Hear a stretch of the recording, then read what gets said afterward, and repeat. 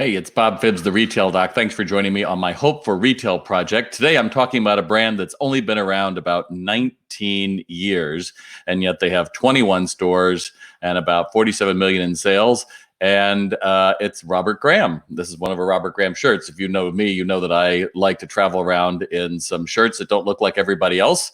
Some people call it American eclectic. It's the idea of not being wearing a shirt that's been seen by everybody else. And I particularly like this one. And yet, when I went into the Las Vegas Fashion Show Mall in Las Vegas in January of this year, and the assistant manager and I have got to know each other for a while, and I saw this shirt, and there's a bunch of them. They just come in, and I saw the sleeve. You know, the sleeve is kind of interesting, and I was like, oh, that's kind of interesting. And he says, well, try it on. It looks much better on. I was like, yeah, I don't know. It's kind of dark, and I don't usually wear dark stuff like that. And he's like, just try it on. And I said, well, you know, but it's a pattern, and it's one of their custom designs, limited edition. So the price is up there a little bit. He goes, just try the damn shirt on.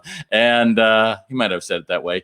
In any event, I tried it on in the fitting room. I came out. I was like, I have to have this shirt. It's amazing. And the reason why I'm calling out Robert Graham is because that guy does what I recommend to everybody is get the customer to try it on. If you're a shoe store, the goal is to get them to take off their shoe. That's all that matters. Not, oh, can check my iPad and see what you have. No, the goal is to get a naked foot in front of you so that you can sell them a pair of socks, because let's face it, with COVID, no one's going to use your nasty try-on socks. Or if you're a apparel retailer, get them in the fitting room. Oh, but you know, fitting rooms are going to go away. No, they're not. Here's the thing. 70% of the purchase is decided by, if you get someone in a fitting room, if they're 70% more likely to buy. The goal is get them into the damn fitting room. So I get it. There's going to be cleaning procedures and all that kind of things.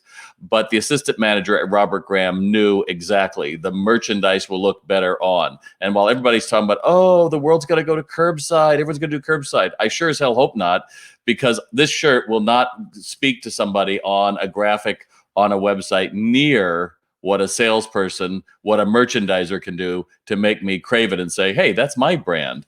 And so just remember that, yeah, we might have to use makeup guards and we might have to figure out how that's going to work. But no apparel sale is complete until someone tries it on, looks in the mirror and says, that's me. And that's still going to be the function of great retailers. So, you know, retailers have given up on fitting rooms for years. I know a lot of brands are talking about like, we'll just get rid of them. Why would you get rid of them? The whole point is someone's going to try it on and have someone else validate their view, because this is a shirt. When you walk out, every time I've worn it, someone's like, that is an amazing shirt. I can guarantee you it didn't look like it on a hanger. So for those of you who are retailers, apparel retailers, just understand the goal is to get it on them. Same thing if you're a bike store, get them to get on the darn bike. I'm going to talk about another bike company here in a few days. But for right now, just understand the power of trying it on is what most retailers gave up on. Yeah, we'll have to use some new ways to think about it, but no purchase is final until someone tries it on. So why not have the experience? Because when I got this, what then was I going to do? Well, what else do you have? And he ends up selling 2 shirts, not just one, which is exactly the point of a brick and mortar. That discovery, that way that you can build basket is far greater than somebody putting up we're having a friends and family sale this day only, 20% off. Give me a break.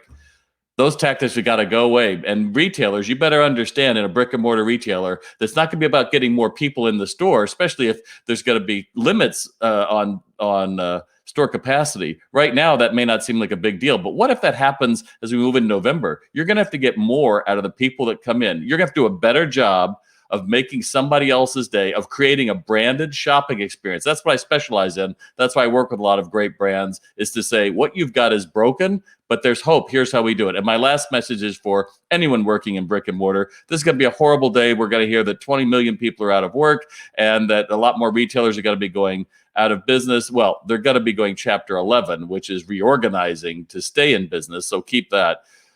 But you're hopeful, aren't you, to go back to work and have fun? I am. I'm looking forward to seeing those people who are going to go out and are going to say, hey, that's my brand. So remember that, Robert Graham, that you guys might be waiting in furlough. You know, when do we get to come back?